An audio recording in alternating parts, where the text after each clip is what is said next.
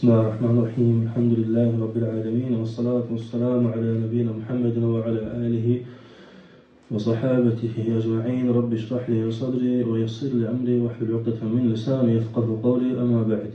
Muhterem qardaşlarım, əmmil cəzmən sonra səsə Allah Teala'dan haqq təqvasından qorxmağı nəsihət edirəm. Çünki bu nəsihət, yəni təqvalı olmağı nəsihət etmək bizdən də xeyirli nəsillərin bir-birlərinə etdiyi nəsihət idi və əmanət idi. Ta bu günümüzə qədər xeyir əhli bir-birlərinə Allahdan qorxmağı nəsihət edərlər. Və necə ki Allah Teala kitabında müttəqiləri, yəni Allahdan qorxanları tərifləyərək deyərdi ki, Allah Teala müttəqiləri sevir. Və təqvaya aparan əməllərdən də biri, qardaşlarım, elm və onun üzərində sabit olmalıdır. Elm və onun üzərində sabit olmaq. Necə buna dəl olur Allah Teala ki, öz kitabında bəzi ayələr nazil etmişdir. Və ayələrdən bəzilərinə bugün toxunacaq qardaşlarım. Və o ayələrin içində bəzi olan şübhələr. Təəssüf olsun ki, qiyamətə yaxınlaşdıqca fitnələr çoxalır. Və o fitnələrin də çoxsu bidətlərdir. Və bəzisi şübhələr, bəziləri isə bidətlərdir. Necə ki, Allah Resulü öz yaşadığı bir zamanda, bidətin olmadığı bir zamanda ümmətinin parçalanmasını xəbər vermişdi. Və ondan öncəki ümmətlərin də parçalanmasını Allah Resulü xəbər vermişdi. Və bu da hamısı elmdə olan naqisliklərdən. Yəni, elmi düzgün başa düşməmək və düzgün dəvət etməmək və anlamamağın səbəbi ilə olan amillərdir. Və Allah Teala kitabında buyurur ki, فَسْأَلُوا أَهْلَ الذِّكْرِ إِنْ كُنْتُمْ لَا تَعْلَمُونَ Əgər bilmirsinizsə, bilənlərdən soruşun. Və qardaşım, diqqət etirsən bu ayənin içinə, Allah Teala orada demədi ki, çox bilənlərdən soruşun. Elm və ona nisbət olunan insanların elminin miqdarı heç bir zaman eyni halda olmuyor. Hamı İmam Məlik ola bilmədi. Hamı Sa'id ibn Musayyib deyil. Hər bir alim təbii ki. Hər bir alim İmam Əhməd kimi ola bilmədi. Hər bir alim İbn Qayyim kimi ola bilmədi. Hər bir alim İbn Həcər kimi ola bilmədi. Rahiməhumullah. Hər bir alim İmam Səxavi kimi ola bilmədi. Və hamısının aralarında fərqlər var idi. Təbii ki, elminin mərtəbəsinə görə. Hətta siz hədis əhlinə və hədis əhlinin bir-birlərinə verdiyi təriflərə, yəni musalaha, yəni hədis elminə baxsaq, orada elm əhlini ən birinci halda yəni sabit olan elm əhlini iki sifətlə sifətləndiyi və yaxud iki qrupda zikr etdiyini görəcəksiniz. Onlar deyərlər ki, elm əhli alim iki qrupdan birindədir. Ya o hafiz olmalıdır, yəni hər şey onun zehnində olmalıdır və yaxud da yazdıqlarını kitabə deyirlər, hifzul kitabə, yəni yazdıqlarını qoruyan olmalıdır. Və yazdıqlarını qoruyanların da hifzləri zəif idi. Amma yazdıqları etibarlı sayılırdı. Əlavə bir fayda olaraq qardaşlarım, yəni bu onu göstərir ki, o alimlər ki, onların hifzi yalnız kitab oxuduqları zaman, yəni kitabdan yazdıqlarını dərs keçdiyi zaman üstün olan alimlər şifahi olaraq dərs keçəndə, şifahi olaraq insanlara elm verəndə, yəni öz hifzlərini elm verəndə, ondan yalnızca hörmət olaraq susarlar və dinləyərdilər və fayda olaraq, amma elm olaraq götürməzdilər. Və bu onu göstərir ki, qardaşlarım, insanların elmi fərqlidir. Yəni, dərəcələri fərqlidir.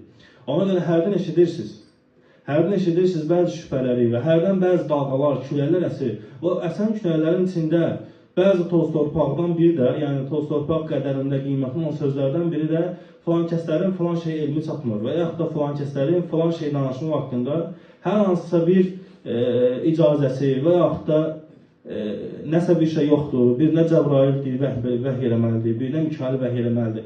Yəni, xurafat sözlər işləyirlər. Bu da elmi dəyəri, elmin az olmağını ittiham eləməkdir.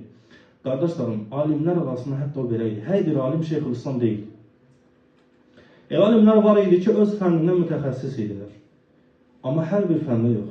Təbii ki, hər bir fəndə elm əhli idilər. Amma hər bir fəndə mütəxəssis deyildilər. Və bu da onu göstərir ki, alimlərin arasında da fərq olub. Və sadəcə olaraq Muhammed sallallahu aleyhi ve sellemin sözünü, Allah Resulü Muhammed sallallahu aleyhi ve sellemin sözünü, hədisini dinləsən və onu xatlasan, sənə bəs eləyər ki, elmə əhl olmaq üçün elmin çoxluğu ilə ölçülmür elmə əhl olmaq. Bir də Peyğəmbər sallallahu aleyhi ve sellem bəzi sahabələri onun yanına gəldirir. Yeni gənc sahabələr idilər. Və Allah Resulü yanında bir ay yaxın təxminən qaldıqdan sonra evləri üçün darıxırdılar. Elm almaq üçün gəlmişdilər. Və Allah Resulü onları görür. Onların ailələri üçün, zövcləri üçün və övladları üçün, valideynləri üçün darıxdıqlarını görür o gənc sahabələrin. Allah təbii ki, hikmətli idi. Allah qınamadı buna görə, darıxmaqlarını görə qınamadı. Allah demədi ki, dözün. Allah demədi ki, niyə darıxırsınız? Onlar fanidir, amma elm əbədidir, daim qalandır. Dözün, bir neçə ildən sonra qayıdarsınız. Əksinə, Allah Resulü onların darıxmaqlarını, ailələr üçün darıxmaqlarını gördüyüdə onları getmək istədiyi yerə göndərdi. Yəni ailələrinin yanına. Allah Resulü yanında az qalmışlar. Və Allah Resulü onlara əmr elədi ki, sizdən biriniz namaz qılmaq üçün azan versin. Və yaşlı böyüyünüz imam dursun. Yəni Allah Resulü öyrətdi ki, nə eşitmişsiniz ona nə edin. Və diqqət yetirin qardaşlarım, o Allah Resulünün yanında olan o sahabələr biz etiqad edirik ki, elm əhlidir. Yəni bir insan 20 gün, 1 ay elm tələb eləsə, yəni o nə qədər elm öyrənə bilər? 1 ay nə qədər insan elm öyrənə bilər? Ən yaxşı oldu 30 dənə hədis. Lap olsun 60 dənə, 100 dənə. Minlərlə Allah olsun hədis rəvayət olunur. Yəni görünür ki, o sahabələr minlərlə hədisdən bilmirdilər hədisləri. Yəni nasıl olar? Yəni Allah Resulundan bilmirdilər. Amma Allah Resulunun sahabələrini, alim olan sahabələrini, Ənəs ibn Məlik radiyallahu anhu, nə Abu Hureyra, yəni muktirlər, yəni çox rəvayət edən sahabələr heç biri onlar haqqında hər hansısa bir aşağılayıcı söz demədilər. Ki filan kəslər Allah Resulundan bir olur, üzrəsən bir ay olur, biz illərlə Allah Resulunun yanında qalmışıq, elm bizdən götürməlidir, onları tərk edin. Yəni bu Allah Resulunun sahabələrinə və yaxud da sələfə baxanda görürsən ki, həqiqətən də ibrət elmin miqdarında deyil. İbrət tələb olunan elmə olunan dəvət və onda olan əmələ görədir. Və həmçində Peyğəmbər sallallahu aleyhi ve sellem buyurur ki, mən yuridillahu bihi xeyrən yufaqqihhu fid-din. Allah kimə xeyir istəyərsə, onun dinində fəqih eləyər. Və diqqət etir, Allah Taala'nın necə ki Peyğəmbər sallallahu aleyhi ve sellemin xəbər verdiyi kimi, Allah Resulü demədi ki, Allah kimə çox elm verərsə, Allah kimə çoxlu əzbər verərsə, o dində fəqihdir. Allah kimə xeyir istəyərsə, o dinində fəqihdir. Yəni, insanın dinində fəqih olması üçün hafiz olmağa ehtiyacı yoxdur. İnsanın dinində fəqih olması üçün bütün hədislərə əzbər bilməyə ehtiyacı yoxdur. İnsanın Allahın dinində fəqih olması üçün Allahın ona xeyir verməsi lazımdır. Allahın onu xeyirli kimi müjdələməsi, hətta bu dünyada belə lazımdır. Yəni, insan bildiklərini Allah üstə əməl etməsi lazımdır. Ona görə görürsən, hərdən nə qədər hafizlər var ki, yəni Quran hafizləri var ki, isbalsız və saqqalsıdırlar. Məgər Allahın kitabına biz qaydanda, məgər orada görmürük ki, saqqal vacibdir. İsbal yəni Allah Resuluna, mən ata'ar Rasulə fəqad ata'allah. Kim Rasulü itaat edərsə, artıq Allaha itaat etmiş olar. O hafiz, yəni Quranı əzbərləyib, bu ayəni əzbərləyib. Və İsbal da Allahın dinindədir. Allah Resulü Muhammed sallallahu aleyhi ve sellem sünnəsindən və görünür ki, qardaşlarım, insanın əzbərlərinin çoxalması onun elm əhli olmağına dəvət eləmir. Və həmçinin nə qədər bidət əhli görürsünüz ki, hafizdirlər. Hədis hafizləridirlər. Elə ən birinci xavariclər. Elə həm hafiz idilər Quranın, həmçinin də hafiz idilər sünnənin. Yəni Allah Resulünün sözlərinin hafizidirlər. Amma törətdiklərinə bax. Osman ibn Affan radiyallahu anhunun əli ilə yazdığı Quran-ı Kərimi oxuyub əzbərlədilər, hafiz oldular və Osman ibn Affanı öldürdülər və təkfir elədilər. Yəni bunu göstərir ki, insanın elmə əhl olması üçün, onun hafiz olmasına, Quran hafiz olmasına və yaxud da onun sünnədə gələn hədislərin çoxuna hafiz olmasına ehtiyac yoxdur.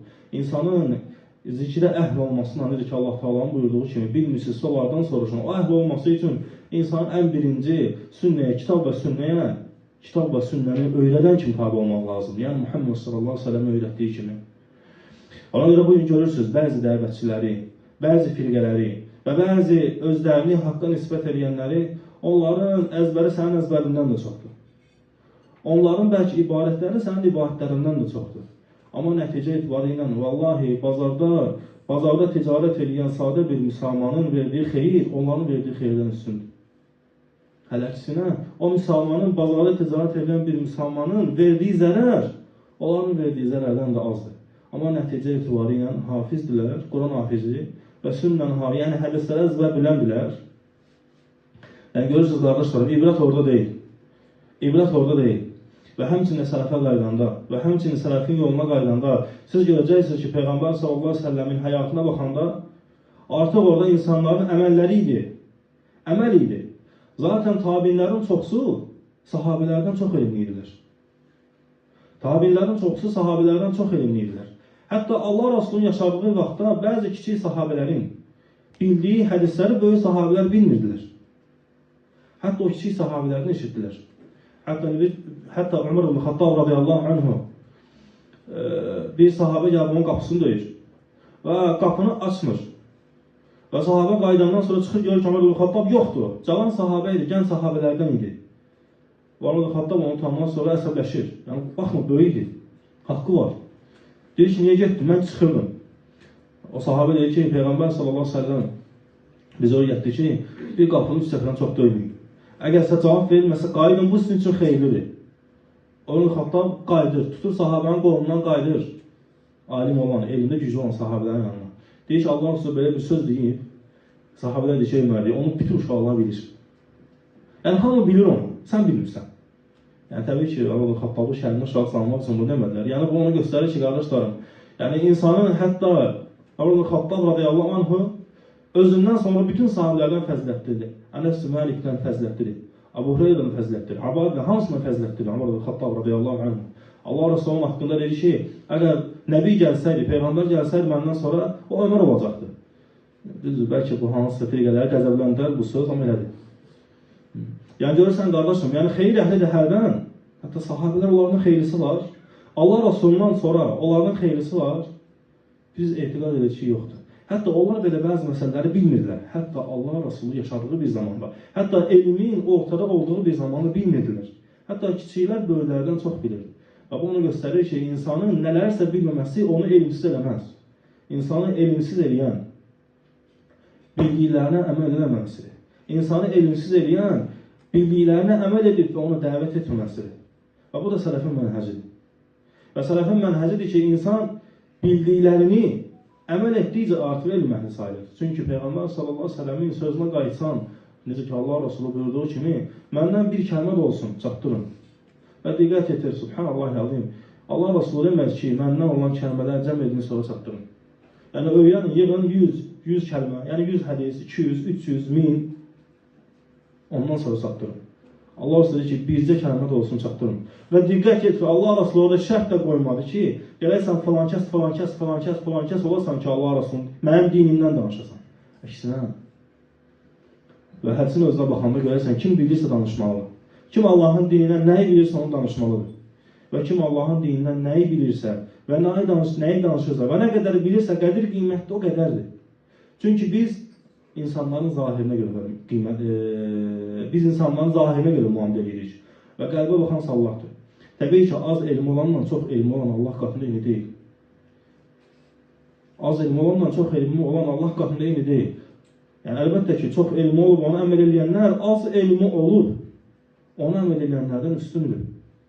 Sadəcə o az elmi olub, əməl edənlər çox elmi olub, fitnə salanlardan üstündür. Və bu da elə necə ki, Allah Teala deyir ki, "Fəsəlu əhlə zikrin kuntum la ta'lemun." Bilmirsinizsə bilənlərdən soruşun. Yəni, o bilənlər olar idi. Ona görə hərdən bəzi şübhələr, bəzi şüarlar, bəzi vəsvəsələr gəlir. Müsəlmanların arasında dövr eləyir.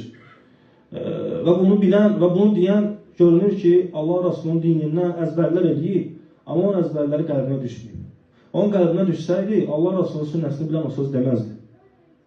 Hətta nə qədər ki, sələfin yanına gəlib, alimlərin yanına gəlib, onlar yanında hansısa bir hədisi danışardılar. Və hətta elə danışardılar ki, sanki örgədilmiş kimi danışardılar. Olur, hər bir dövrün hikmətsiz müsəlmanlar olur. Və tələbələrindən, o gedəndən sonra həmən o şəxs, həmən müsəlman ayrılandan sonra tələbələri müəllimindən təəccüblə soruşarlar ki, məgər sən onu bilmirdin? Onun dediyini bilmirdin, elə qulaq astın ki, sanki sən onu bilmirsən. Və şeyxləri, müəllimləri olaraq deyərdi ki, vallahi, onun danışdığı hədisləri mən biləndə o andan olmamışdı. O doğulmamışdı. Mən onun danışdıqlarını əzbərləyəndə. Ona görə hərdən görürsən, bəzi sui-istifadə edirlər əxlaqına naqisli olanlar. Çünki Allahdan qorxan, elmini lazım olan yerdə göstərir. Amma Allahdan qorxmayansa hər yerdə göstərir. Çünki elm qəlbdə olur. Zahirdə olan elm hamının saqqalı var, hamının isbalı var, hamının cüməyə gəlir, hamının cümə günü Kəhf surəsini oxuyur. Hamının müştərək olduğu elm var, zahirdə görünür. Və bunu ortaya asırda olmasına problem yoxdur. Sadəcə olaraq Allahdan qorxan qəlbində onu elm. Hansı ki, o Allahın halalları və haramları və hüdudlarıdır. Onları bilənlərsə yalnızca lazım olduğu yerdə onları danışarlar. Amma əxlaqında problem olanlarsa, həmən insanları cahiliylə həmişə ittiham edirlər. Bu hər zaman belə olur. Allah Rasulunun zamanında da və hətta bu günə qədər və hətta qiyamət gününə qədər. Çünki aqil olmayan, ağlı olmayan bir insan aqilləri həmişə dəli hesab edir. Aqil olmayan, özü səfeh yəni, səfeh həmişə ağıllı insanlar dəli hesab edir. Hər zaman belə olur. Allah Rasulunun zamanında da hətta sona qədər. Sadəcə səfehliklərində artıq mərtəbələr bölünürlər. Çox səfeh olanlar, az səfeh olanlar və s. Və səfehlər haqqında bilirsə Allah öz kitabına buyurursa. Allah buyurur ki, səfehlərə pul verməyin. Yəni mülkünüzdən, malınızdan heç bir şey verməyin səfehlərə. Yalnız yedizdirib, içizdirmək istisna şərti ilə. Subhanallah. Səfehə pul vermək olmaz. Və səfehi, yəni elm əhli kimi qabağa vermək nəsəcə? Səfehə nə pul vermək olmaz. Şəriətlə səfehə nə pul vermək olmaz. Yalnızca yedizdirmək, içizdirmək olar, geyindirmək olar. Ehtiyacı olan təbii şeylər ödəmək olar. Amma nə pul vermək olmaz. Çünki o səfeh olduğuna görə o həmən nə pulu səfeh şeylərə xərcləyəcək. O ki qalmışdır, həmən o səfeh özünü elmə nisbət edən və qabaqda olmasın. Allah qorusun ümmət səfehlərdən. Ona görə qardaşlarım, bu kiçik bir xatırlatma idi və bu xatırlatmanın əsas məqsədi isə insanın bu boş-boş havalara fikir verməməsidir və öz böyük elm əhlinə, yəni onlara xeyri öyrədən, onlara dinini öyrədən böyük qardaşlarına, böyük elm əhlinə, şeyxlərinə, müəllimlərinə hörmət etməsidir və onlar haqqında hərdən olan bəzi havada uçan avcı qanadlara gəldikdə isə onları sadəcə olaraq, yəni onlardan qorxmadan qovmaq lazımdır. Və Allah Taala'dan istəyirəm ki, elm əhlini və elm əhli səbəbləri qorusun və onların yolunu gedənləri qorusun. Çünki xeyr əhlinin yolunu getməklə sünnənin üzərində yol getmək kimidir. Necə ki, Allah Taala kitabında buyurur ki, "Gayra sabilil mu'minin." Möminlərin yolundan başqa yola tabe olan. Və diqqət yetirir, Allah Taala bu ayədə demədi ki, Allahın və Rasulunun yolundan başqa yoluna gedən. Dedi ki, "Gayra sabilil mu'minin." Möminlərin yolundan başqa yol tabe olan. Görünür ki, möminlərin yolu da izlənilən, üzərində gedilən bir yoldandır. Allah Taala'dan istəyirəm ki, bizi yolun üzərində sabit saxlasın və bizi elmin əhlindən eləsin və bizi sabit etsin öz dinində və bilmədiklərimizə susmağı və bildiklərimizi isə xeyirli yerdə danışmağı bizə müvəffəq eləsin. Allah Taala'nın sizin görəcəyimizi qorusun, rəhbərimizi qorusun. Kim ki, onlara pislik istəyirsə, zərər istəyirsə, onların zərərlərini də, pisliklərini də özlərinə qaytarsın. En son Allah bilir, Subhaneke Allahumma bihamdik, eşhedü en la ilahe illa ente, estağfiruke Allahumma ve etûbü ileyk.